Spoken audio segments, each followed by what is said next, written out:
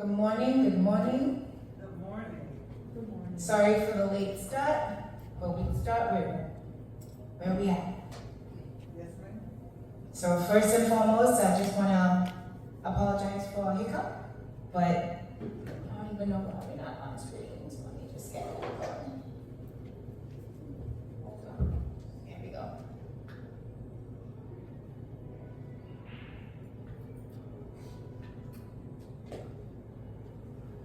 Take a little bit to warm up everything when I warm up this morning. But that means it's going to be a great morning. That's what it just means. So we'll let it flow. But with that, I just want to take some time and first and foremost give God praise and thanks. So we'll start by giving God his due and just say a little prayer. And Father, Son, Holy Spirit, amen. Lord God, we just want to give you praise and thanks for this day, this moment, for everyone who's joining us online, who's in the room, for just creating this space for us to come together. Lord, whatever you have for us this day, we just ask that let your will be done, that you just take charge and take control. Guide and cover each and every one of us, our families, our loved ones. Guard our hearts, guard our minds. And Lord God, we ask that you just have your way. Remove any blockers. And this we ask in Jesus' name. Amen. So for those who don't know me, first of all, for those online who waited even longer, thank you. Thank you for working with us, the hiccup we had as well. But technology is our friend and sometimes could not be our friend as well. But for those who don't know me, I'm Candis Smith, and I am the founder of Shaping Pathways. And thanks to those who continue to support me and those who are new. I created Shaping Pathways to support especially minority women who are on their leadership journey. Because for me, many of us go through our journeys and we don't really have others to turn to share our experience as we travel along the way. And for me, as I've gone through my leadership journey, I've learned a lot. But I haven't had others who I could turn to. And so as I've reached where I'm at in my career, I want to give back. And that's why I created Shaping Pathways. And today we all come together because I think it's a time where when we think about success, it's really about how you go after success without losing yourself. And it's about resetting, taking time for yourself so you don't get lost. Yes. It's important because a lot of times we chase after success, and I find we sometimes ask why. Why am I doing this? Who am I doing this for? What am I doing this for? And we don't even realize we've kind of lost the center of who we are in the process. And today, it's about going back to that center of ourselves. And I want you to take some time as we go through this. We're going to spend some time really focusing on these things. We're going to reconnect. We're going to realign. Because we want to look at how we pause and look at how we are going to look inward at our authentic self, right? We're going to look at those meaningful meaningful bonds and relationships sometimes we don't spend that time working on. And I'm talking about with ourselves and with the ones that are most important to us.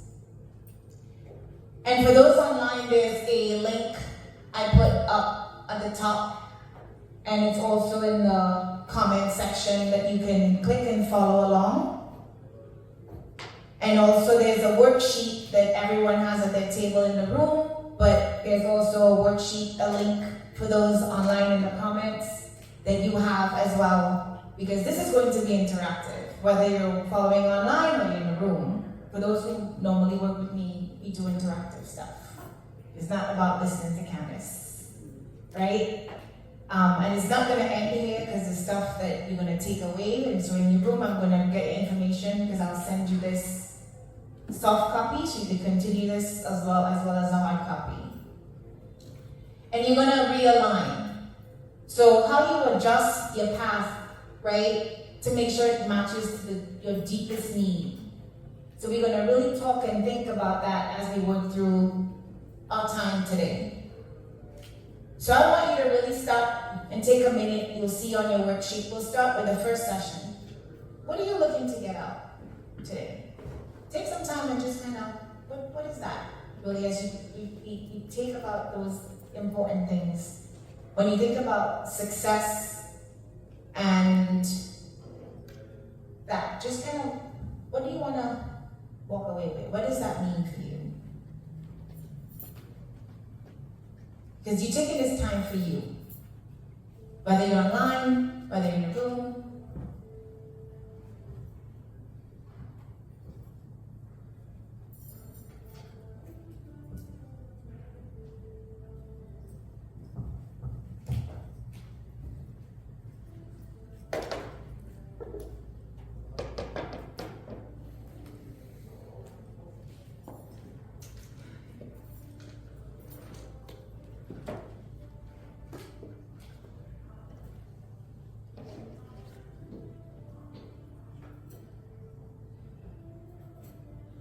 And for those who are just joining us, there's a link at the top for online that you could follow the presentation, and there's a worksheet that we put in the comments. More joining us online, so you can follow along. There's a worksheet that you can work alongside us in the room. So I've just said, we're going to spend some time reconnecting with yourself, reconnecting to what matters most for you, reconnecting with the relationships that matters most when you think about success in your life, but making sure that you're not lost. But one of the things we're going to do is really focus on what you want to walk away with most today. And with that, I'm going to share about the cost of always performing. And there was a time in my life where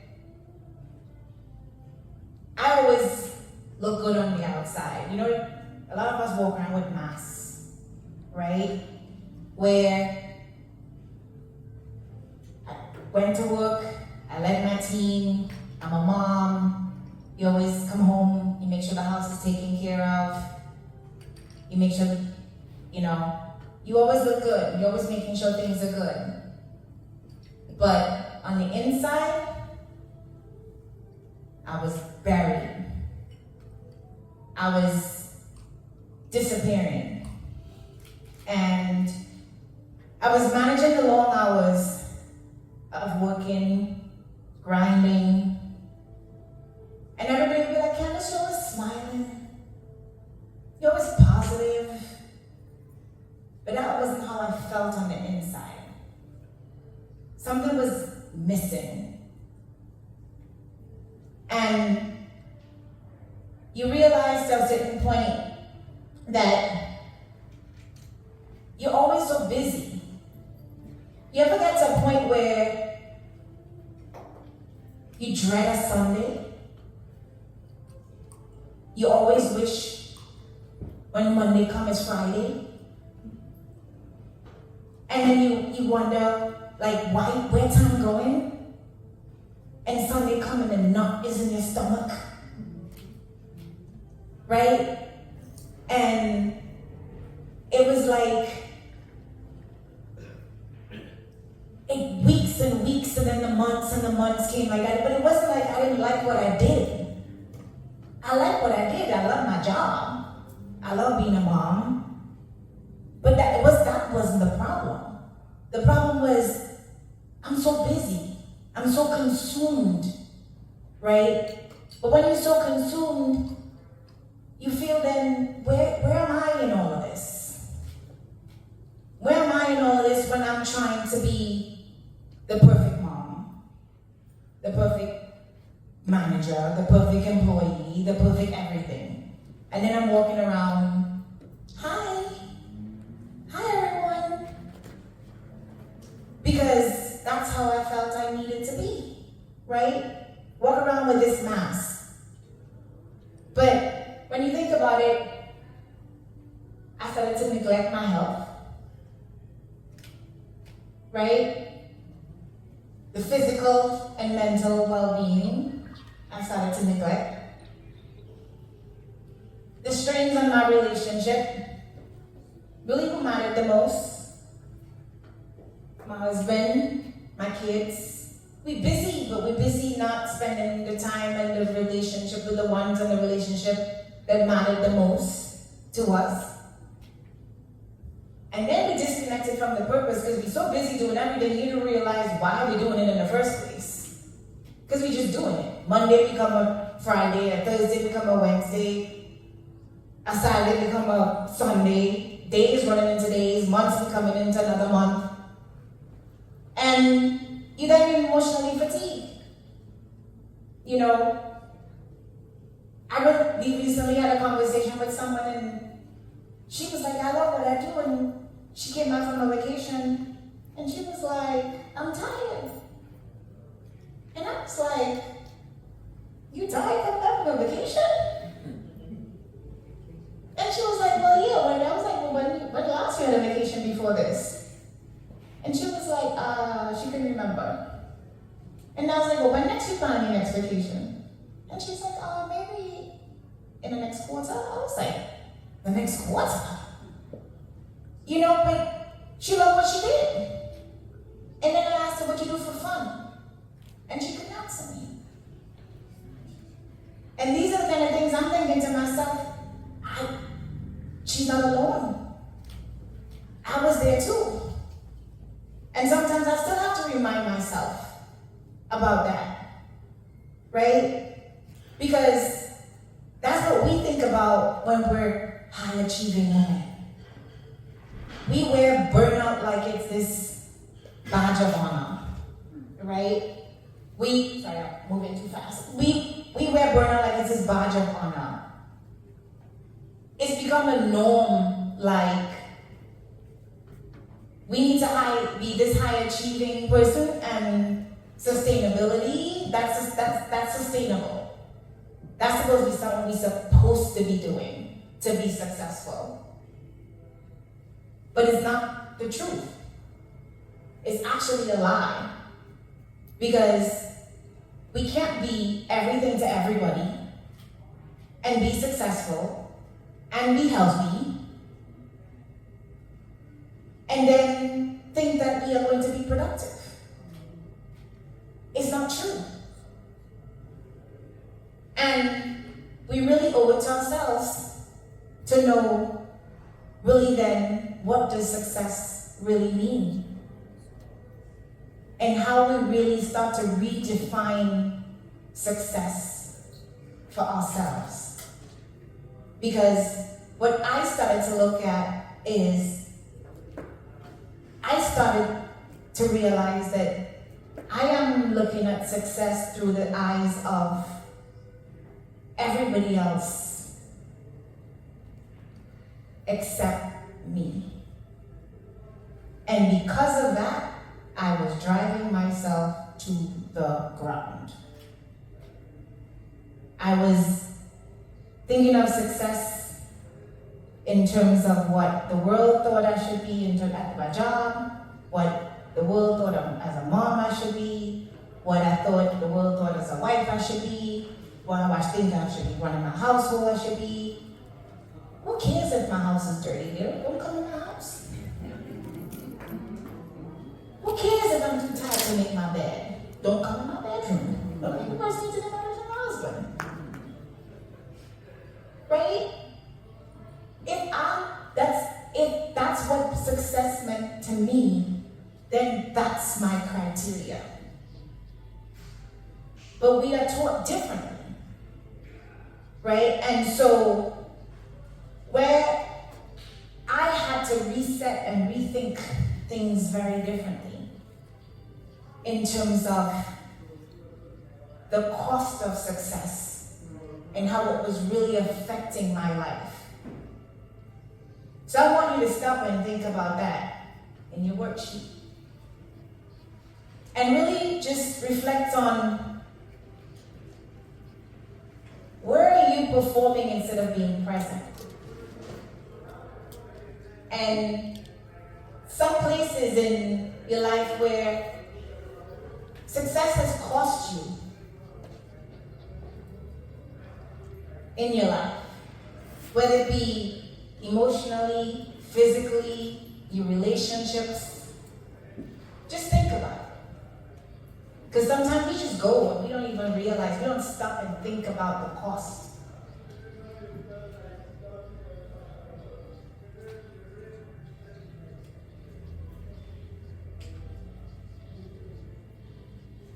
And for those who don't know me, I'm always on my sayings, right?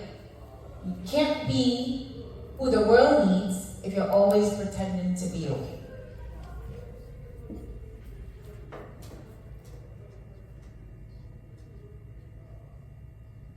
And I'm the truth for that, because I'm always, everybody asks, you okay? Yeah, I'm okay. That's our default answer all the time. And sometimes it's not okay to be okay.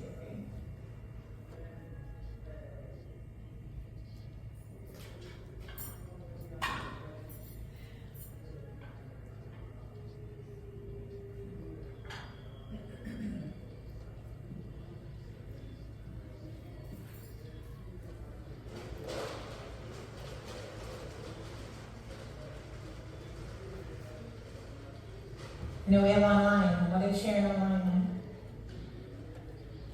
Anyone online want to share anything?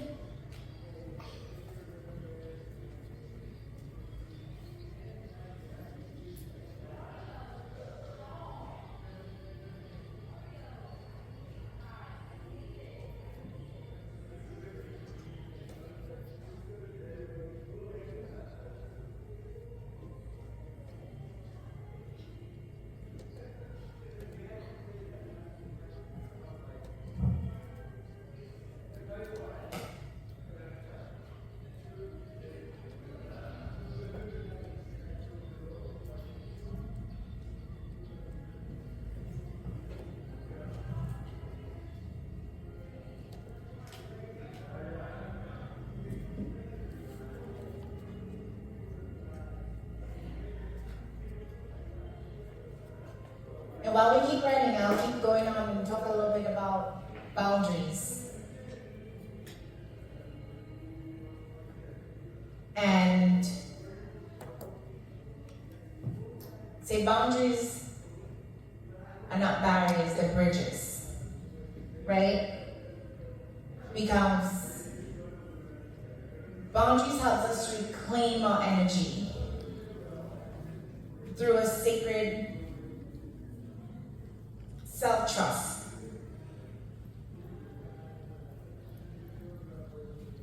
Because sometimes, somewhere along the way, many of us are taught that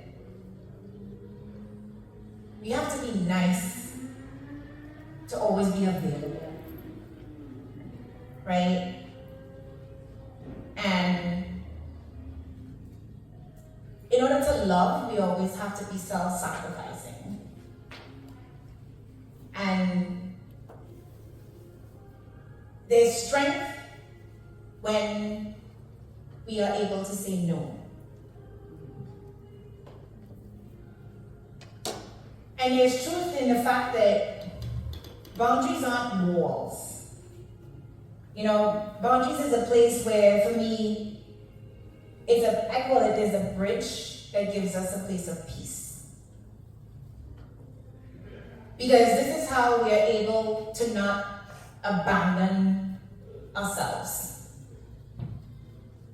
It's able for us to be able to create that sacred place for you, right? And I found it where it was difficult for me, and sometimes I'm not even going to be vulnerable to say, it still is difficult for me. It's something I'm still working on, to say no. Because I don't really like to rock the boat. People who know me know I'm non-confrontational. So I don't like to rock the boat. But it's something I'm working on because I know that I need my boundaries. I need to say no. I cannot do it. And I have to be able to not overextend myself. And I've realized that place comes from a place of fear.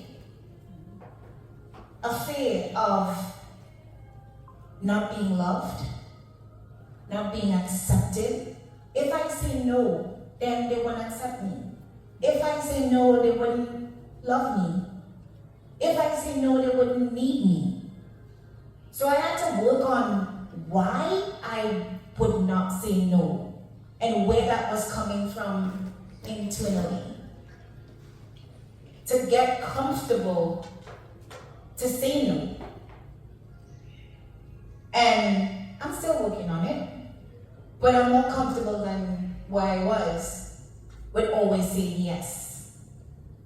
And always saying yes, and yet feeling guilty after I said yes, knowing that I'm extending myself to the limit. And I'm going to share with you because I know many of us in a position where we say yes, and then we'll be like, right? We laugh because it's the truth. Many of us do it. But I've realized that comes from a place that we have to go deep to ask, why? Why did I say yes in the first place? What about me made me say yes that I was afraid to say no? That's a deep place to go. Because I should have said no in the first place. But I didn't. That I didn't guard myself enough or respect myself enough to say no. Right? So it's something to think about and go deep to say, there's something within me that I need to go and dig and figure out what's going on in me that I need to figure out, because the next time around, I need to say no.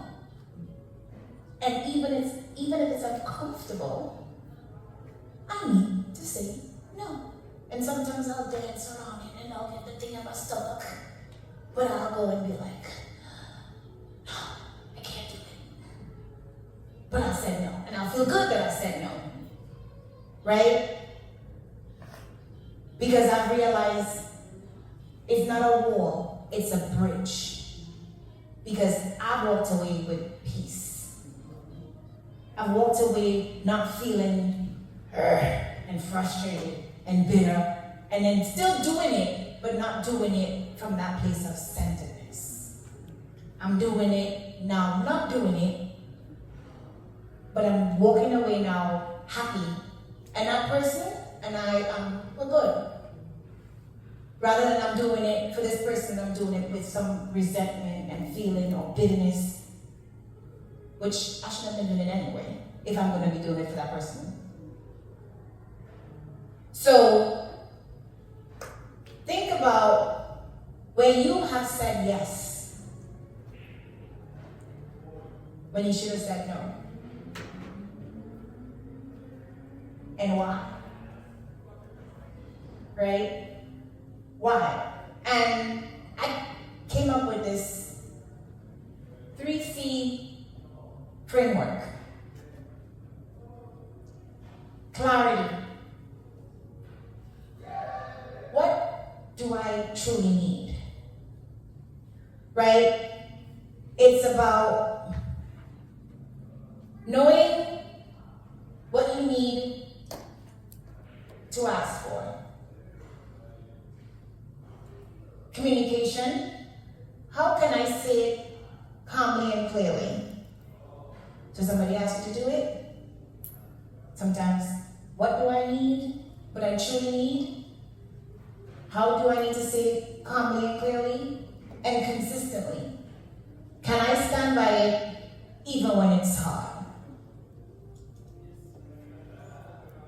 Because sometimes it's real hard. But you gotta be able to stand by it.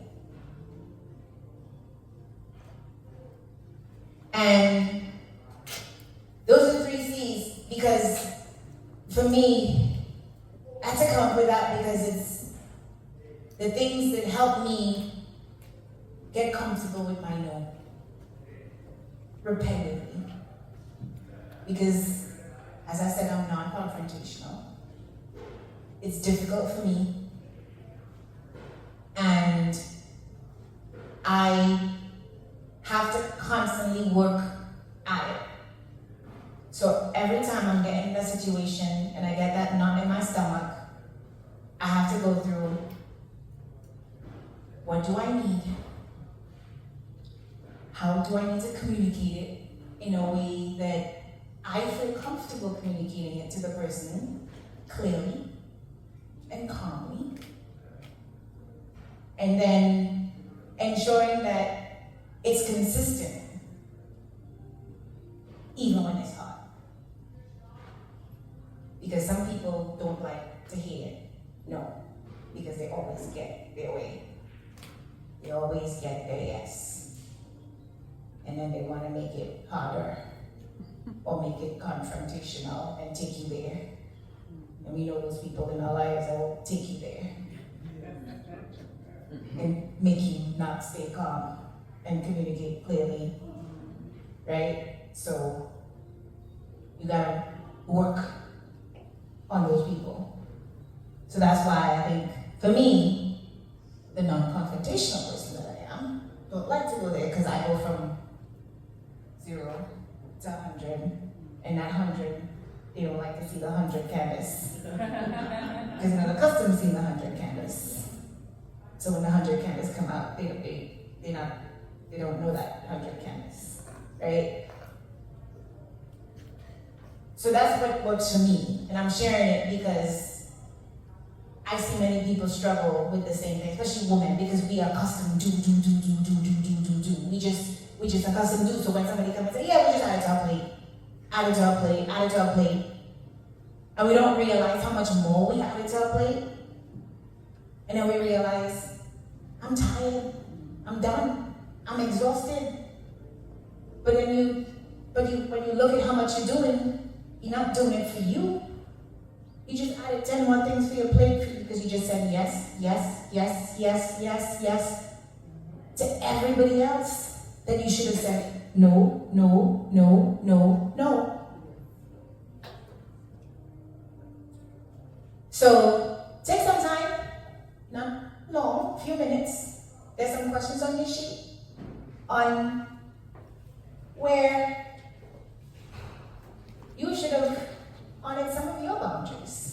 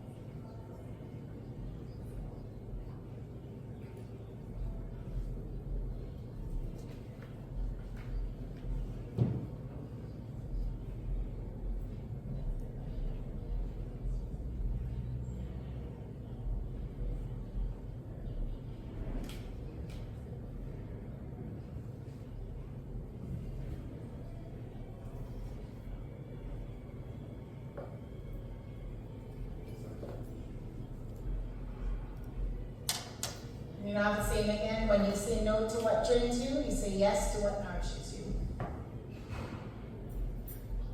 And there's some practice language that I say, I'm not available right now, but thank you for thinking about me. Or, I need more time before I commit. That's what I'm practicing. You know, or I have to rest this weekend. Because I will, you know, sometimes we need to rest for real. So those are things I think we should think about that helps.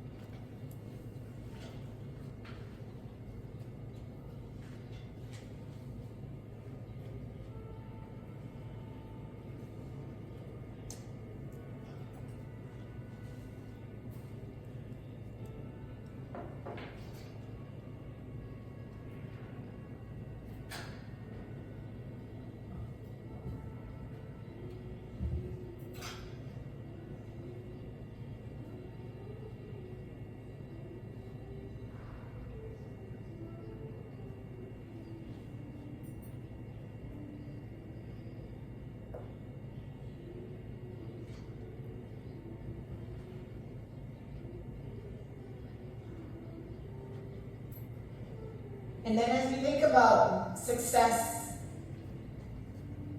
as I talked about in the beginning, the biggest thing is really redefining success on your terms. And this, to me, is the heartbeat of Shaping Pathways. This is exactly why I started Shaping Pathways. Because it's about reclaiming your joy, your purpose, redefining it on your terms. Because for me, from the moment that we were taught to walk, we were taught you gotta get good grades. You gotta get them stars, you know, in elementary school. You gotta get go to the colors with the chart, the green, get green or purple or whatever, right? You now in your job, you gotta get the promotions. You gotta get. It's all about perfection. Now you looking on social media. Everybody wants to have the shape, the BBLs and the everybody wants perfection, right? That's what the definition of what the world classifies. So success has a worldly measure to it. And we are kind of, it's like when you're born and it's kind of taught to you at age, like you gotta achieve this, you gotta do that, you gotta do it. So you kind of grow up with this thing as I gotta measure up, I gotta measure up, I gotta measure up, I gotta measure up. And we constantly are working to achieve this definition of success that is applied to us at every stage in our life. Every stage in our life.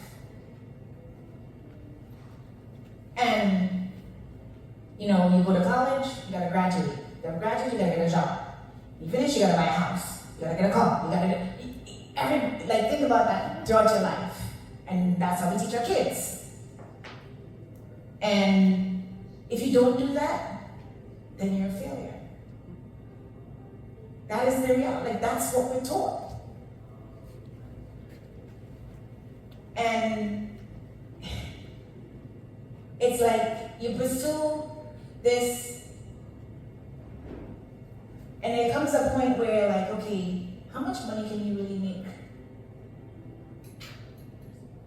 to get how many cars, how many houses? How much money do you want in your bank account to buy how much clothes in your closet? Okay, kids will get all A's and go to what? To come out to be what? To be, like, what does it mean? Like, I don't know if y'all ever asked yourself that, but I did. I do. Because I went to a point where, okay, I bought the car, yeah, I bought the house, my kids doing well, and, okay, I got what they say I need to get, and so what? And what else? What else? What else is supposed to be? Right? Sometimes it just, it's empty. So we have to redefine it on what it is for you. And I had to do that for me. Because I'm like, somebody asked me the other day, I was like, I'm actually okay not having a job I have. Because I could live in a 2-bedroom apartment with my kids and not drive the car that I drive, but my husband and I could share a car at this point, and we could live in a 2-bedroom apartment, I'd be happy. Because I know in my life what made me happy. I can tell you that standing here today, I know what made me happy. I thought back then that what made me happy. Now, am I comfortable? Yeah. But did I think that would fulfill me and give me everything that would make me happy? No. I know what gives me happiness. I know what gives me joy, I should put it that way. I know it gives me joy, everlasting joy. And nothing can take that away. But pursuing the other things, that doesn't give me joy. And for me, it was that chasing that I had to realize is meaningless. It's meaningless. And so there's a point where the world comes and things happen, people are like, oh, I'm worried they're gonna fire, they're gonna lose my job, what if this is gonna happen, this and that. And I'm sorry, people were worried about election, this is happening, and some of us in this room were having conversations, and I'm like, tomorrow will be tomorrow. Tomorrow will be tomorrow. The sun won't shine tomorrow. That's not gonna change my joy. Will it change yours? Because does that change yours, who you are, your success? But some people are so caught up. And I think we gotta think about that when you think about how you measure and define success for you, whether it's sustainable, where the value is, where it's rooted. Where do you think you would trade your joy for your achievements? Because a lot of people would trade joy for achievements. It's like fleeting. And would give up think about productivity for being present. Present for what matters. And it's a point of reflection for all of us. there's reminders I have to have every day as well. So I'm understanding you're not being perfect, but there's inflection points for all of us where we need to always think about rewriting that script of what success means in our life. Because we don't want to get lost, because that's what today is about. Not losing yourself while we go after success. Because we all ambitious. We all want to achieve the best in life. But we don't want to do that at the cost of ourselves. Right? We want to do that making sure we are centered on ourselves and going back to what matters most. And that's why I said, going back to your true success and values, peace over endless productivity, alignment, not exhaustion. Success feels energizing rather than depleting. That's when you know you enjoy it, it's successful. And there's a personal definition. Your success reflects your unique values and journey. Sorry, I put journey twice, apologies. What am I ready to release to make space for this? So there's reflection points in your life. What are the things in your life, again, when are you thinking about joy, not trading joy over achievements? And there's just takeaways. And there's some stuff in your worksheet. What phrases of truth hit home for you today?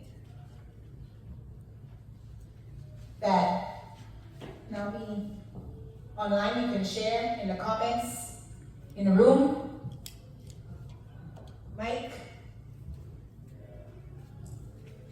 if anyone willing to share.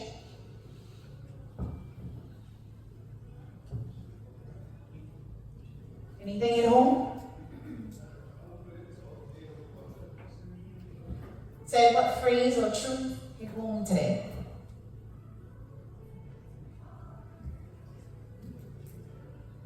What phrase or truth hit home today? Anyone willing to share? Yeah.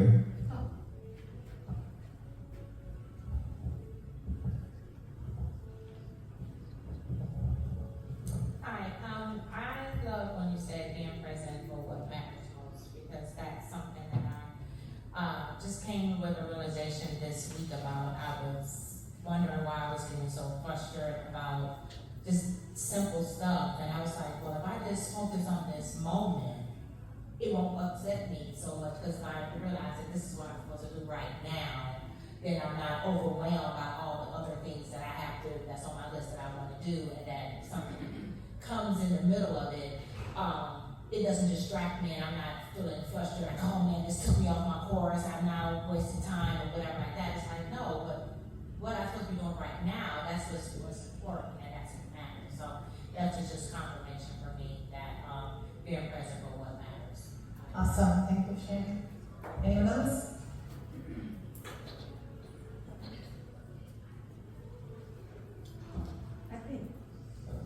Can you guys hear me? I think mine was the phrase where you said, having enough respect for yourself to say no to somebody else. It's like every time you say yes to them, you have more respect for them than you have for yourself. So that would get close to home for me, because I'm the person where I'm always doing for everybody else and my stuff always gets pushed down to the bottom of the list. I'll do that for me later. Or if I have money set aside to buy me something and somebody else needs it, I'm like, you go. And forget that I wanted something too. It's always somebody else's need, and you find yourself getting lower and lower and lower on the totem pole. So that one get close to me, just having respect for me sometimes. Thanks, Kira. Hello, everyone. Hi. Well, I like when you said what success looked like to me. And I thought about being in a forest, and well, it's like a park in my mind. But you have mountains and you have valleys, and sometimes when you look at mountains, you think of trouble, But when I look at mountains, I'm looking at the beauty of that mountain and how it's created and all the trees on it and the snow cap and everything else, all the good stuff. And then I said, then I get to the valley and I'm like, I want to run through the valley and hit the sunflowers and maybe pick some and lay there and just, that would be my success. That would be my happiness because, you know, regardless in life, you have mountain and you have valley. So it's how you look at it and keep your head, you know, just stay optimistic in whatever the situation, you know. Perspective is key. Yeah. Good morning, everybody. Good morning. For me, boundaries, when we spoke of boundaries, are not barriers. What we tend to not realize when in this state media, boundaries are not barriers. It's not for us, it's for them. Because we tend to continue to do because they feel that we're supposed to do it. But when we set a boundary, it is for us so that we can be who we're supposed to be, not about them. And for me, and what I learned, what I've taken away is that I have already set my boundaries. And in setting my boundaries, I find them to be distant. But at the same time, what they wanted me to do for them, for me to set this boundary, they have yet to do it for themselves. So I realized that it wasn't about me anyway, it was what I could do. So once we learn who we are and what we stand for, then it's no, the sky's the limit on the word N-O. That's a powerful word. Yes, it is. And what you said about the boundary, I said that, you know, the thing about it is the wall. A wall cuts you off. That's why I said it's a bridge. Because now you separate the space. A bridge means, yeah, I can still see you, but you over here now. Right? I just put a space between you and me with my no. Right? I cut you off. But now I put a separation between you and me with my no. Right? I now dictate when I cross over into space, into my space. Good morning. Good morning. Yes, you mentioned a lot, but what really stuck with me, redefining success and learning how to say no and what's important in our life. As you know, some of you know, I was a high achiever, and always trying to get the best and achieve most, and I'm putting that pressure on my kids, but they're not realizing the negative impact on it as well. And so, even up to me, something that I learned, you know, y'all can buy all the properties, you know, I can get all the cars, as you mentioned, but I mean, what is that? What does that mean? Because my bills are getting paid. You know, money's not gonna bring me happiness. So I'm working hard, but then on the other side, I'm too exhausted to spend time with my kids. I'm too exhausted. How much can I pay? I can't pay, I'm just too tired. So just learning how to say no, taking on all these different responsibilities and trying to achieve things that's not going, it's taken away from my family. So spending more time with family and having that peace of knowing, hey, you know, I don't have to work so hard because I'm already at peace. I don't have to have it. So. Thank you.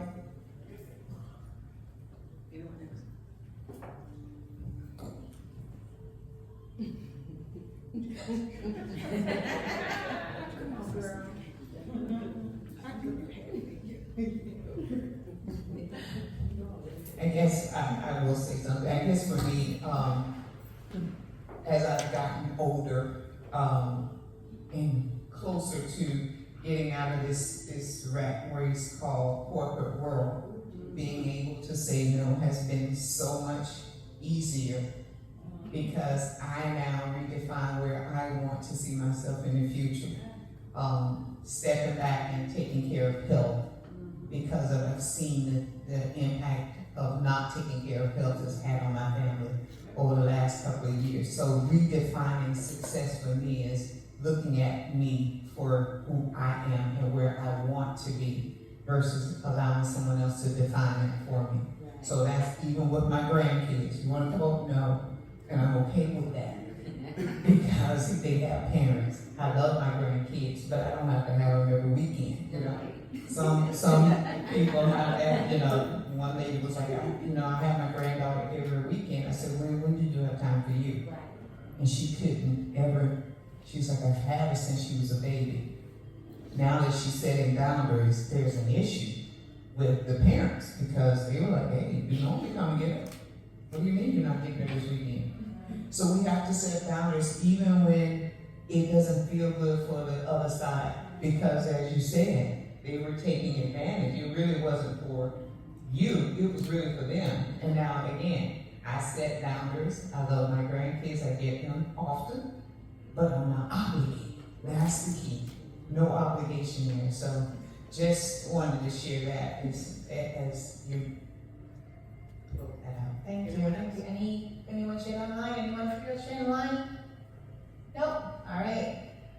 So just allow me to check in as we just shared. This is something I'm trying to do regularly. Where you are in your current life, where you're out of sync, where you're in deep flow, just do it regularly. And make a brave commitment. What small brave action you'll take this week, next week? Just kind of take the brave. You don't have to do it all in one shot. Just kind of take it small. Say, I'll set a boundary on this, set a boundary on that. I will, if it's something that you say, if I take your grandkids or I constantly say yes to this all the time, I'm going to say no to that. I'm going to say no to this. I'm going to spend more time with my kids more on this. It's one small action. So you slowly start to make those changes, right? And you're defining success in your terms, in your way, in your life, so that as you start to shape it, you're shaping it your way. Even on if you think about it, even on people say, well, I can't even on my job do things on my job. No, you can. You can. You can say, I'm gonna leave this time, these days of the week. I can have that conversation with my boss. It might be difficult, but you can. You can sit down and say, you know what? These days I might need to work late. These days I'll need to leave at this time. But you have to, your work, you know what your schedule is like, you know how to manage it. But you shouldn't be afraid to have those conversations, right? Be committed. If you know that's what you need, redefine success on your terms. So make that commitment once a week where you think you need to reshape it, redefine it. But again, think about where in your life you have allowed the outside to define that success and where you want to realign it to where your values are, right? That's most important. And then, just to close, lead with alignment, not with exhaustion. Because a lot of us lead with exhaustion. I'm saying us, because I'm including myself in the bucket. I have to be reminded all the time. Right? Share your journey on social media, tag me, follow me. I post a lot, share a lot, try to be more vulnerable. And I'm doing this every month. For those who've been with me, join me. I've been doing it like once a quarter in person, but online. And we do different topics every month. Sometimes people reach out and say, Candis, do this, do that. So I'm doing different topics. A lot of it is around, again, the journey that we as women, especially minority women, face, right? As we are going through our challenges and how we've overcome them, or just kind of share. We share and learn together and grow together. And so take the next step.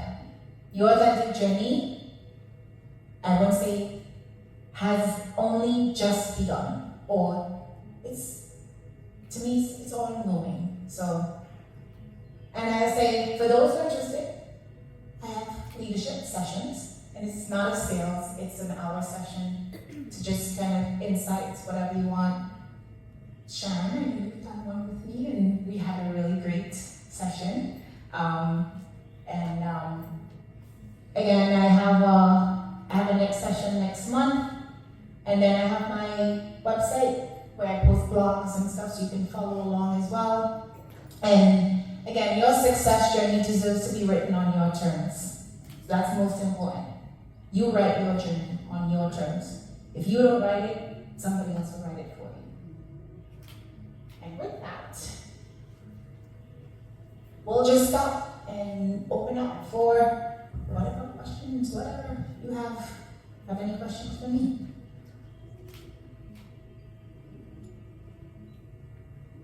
What is one thing that you started to incorporate in your journey for as you redefine success? One thing I've started to incorporate. So I have what I call my end of day. So I have a start time and an end time with my work schedule. I start at a certain time and I end at a certain time. And I try to stick to it as rigidly as I can. I never used to do it before.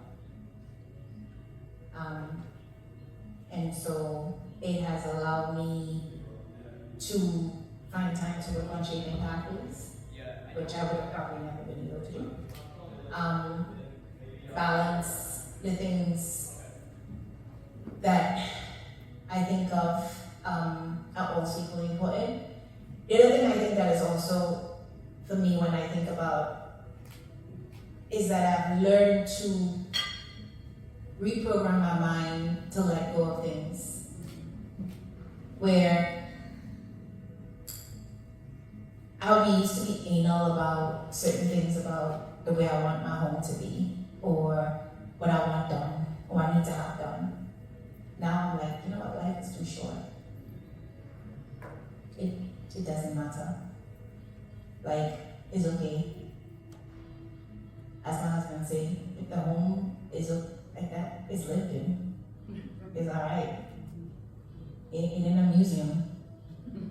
We got 4 kids. And I had to be comfortable with that. I had to get mentally comfortable with that. Because I was trying to run myself to the ground, trying to maintain a home that, okay, clean it now, and then the kids, 5 minutes later, and then I'm back at it again. And it's like, you know what? They happy. They happy. I'm happy. Alright, if they happy, then alright. When I get energy to clean it, I clean it.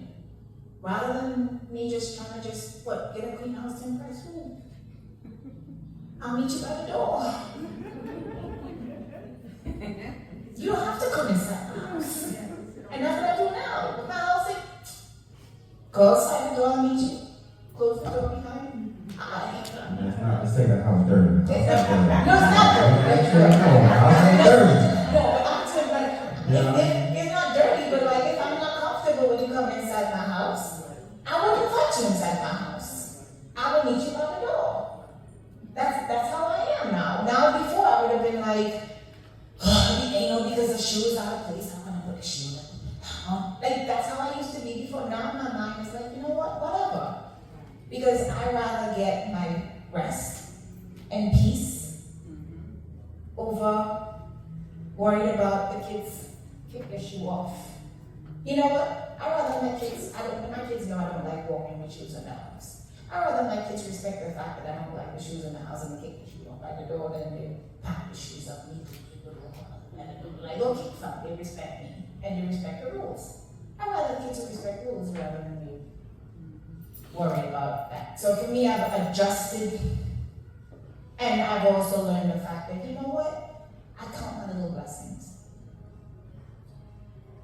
I try to celebrate wins, small wins. These are the things you get busy and you caught up in the everyday. I really go, and somebody said this to me, and I didn't appreciate it. But they said, get up in the morning and thank God before your feet hit the ground for waking up for the day. and say at least 3 to 5 things you're grateful for. And before you go to bed, thank him for 3 to 5 things that he did for you that day. And I started doing that every day. And it makes me realize how good God is in my life. But we don't realize, I think Sharon and I was having this conversation, we don't realize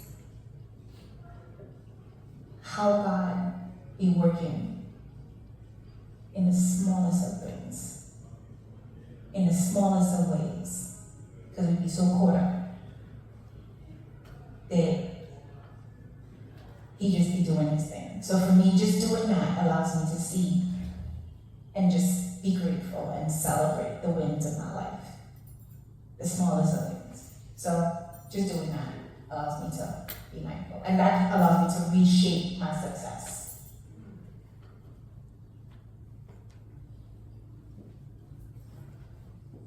Every time I come, I always have a takeaway, a lot. I feel like I'm taking away a bag of gifts because I get so much out of just being here, you know, the fellowship with everyone around me, listening to you stir up something in me, and I'm like, I did not know that about myself.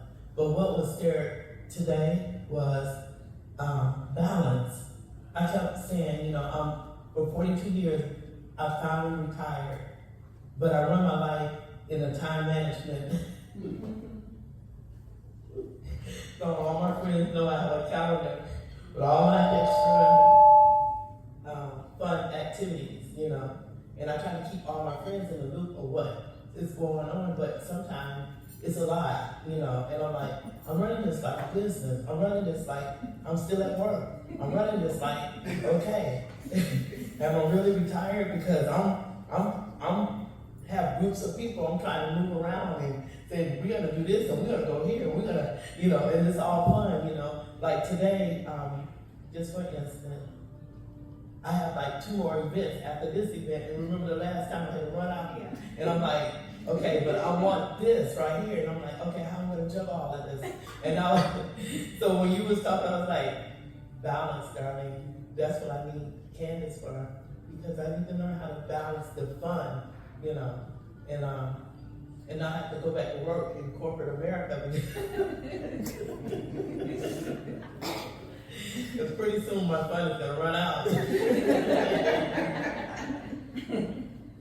So that's it. You know, I hope, you know, eventually, you know, to learn more about balancing the fun, you know, and enjoying, when you were saying rest in situations, even though some people look at retirement as being the end or the, you know, goal. It's not always the goal, because in time management, you still have to run it like a business.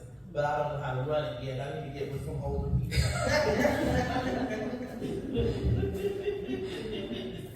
See how they do it. And you know, I always think of, people say balance, and I always feel like, wait, in life you can't even balance. Because balance means it gotta be equal and opposite, right? That's what balance means. So I was like, when people talk about like, oh, work-life balance and all that, I always just think of prioritization. Yeah. Because there's nothing, like, you can't balance work and life. Like, work and home, it's never equal. So I always just think about it in my mind, because I was like, when I think of this, I'm like, I'm gonna be working myself to something that just can't be achieved. It's unachievable. So for me to just think of work-life balance, it's I'm trying to meet something that's unrealistic. So I'm just like, in my mind, I always say, or I tell people, that is unrealistic, so I don't even say the word work-life balance. I call it work-life prioritization. Because I have to prioritize work and I have to prioritize home. I cannot balance both. There's no way that can happen. It is impossible. So for me to even try to do that, I'm setting myself up to go cuckoo for Cocoa Pops. Like, it's just, there's no way I can do it. No way. And for me to tell anybody that, oh, go do that, Stephanie, or try to go balance work and life, I'm gonna tell Stephanie I'm gonna take her to the madhouse, because it's not gonna happen. Like, So for me, the term itself is setting people up to try to achieve something that's impossible.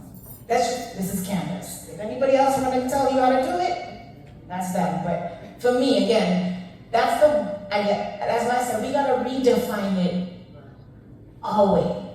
I had to redefine that because coming up in corporate, you hear the term work-life balance, work-life balance, work-life balance, and I'm like, I was trying to figure out how the heck you balance this work in this life. I keep trying to figure that out. And when I realized, you can't. Words are powerful. We have to really think about the meaning of a word. Words are powerful, and words have meaning. And balance means equal. A scale, it has to be balanced to be equal. It's no way. So for me to put that in a sentence, work-life balance, me to try to achieve that, that's unequal. So I'm going to take that word out and I'm going to prioritize work and home. Sometimes this one will have a priority over that. That may have a priority over that. And I'll manage it accordingly. So that's why to me, when I think about this redefining, it's so important because we are taught things that just sometimes just sets us up to be in this place of like, I don't know what you mean. Because it just doesn't make sense when you try to really analyze it on a deeper level. So, anyone else?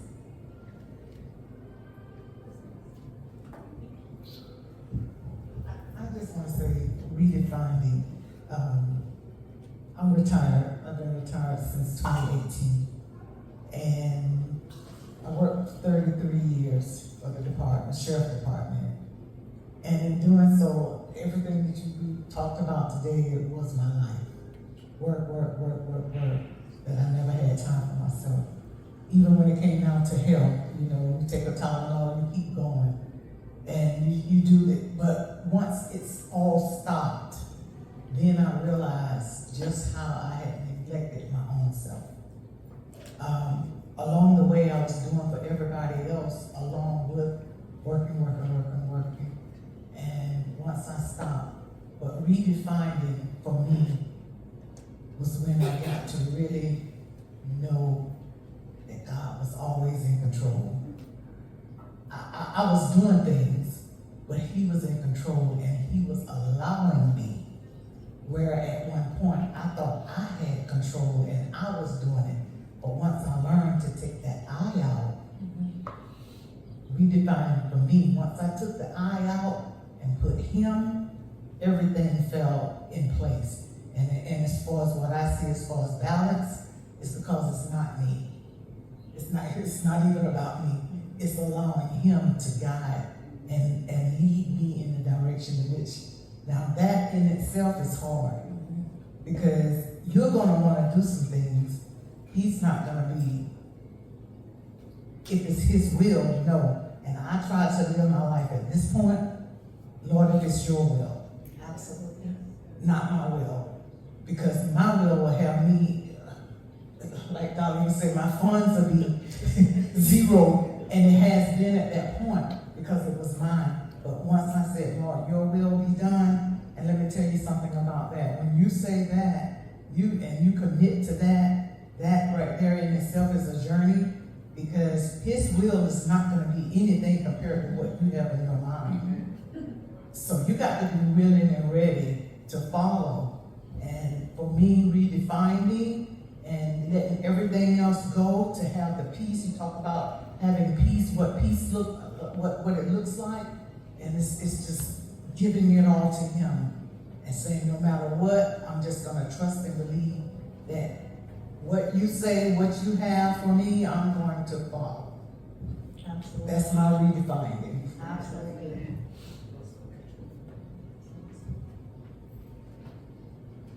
If that's it, well, I just want to say thank you for taking the time out for you this morning. This was awesome. For those who joined online, thank you. It is always a pleasure to, as Darlene says, fellowship, for the energy. For me, it's always, just joining with like-minded, women.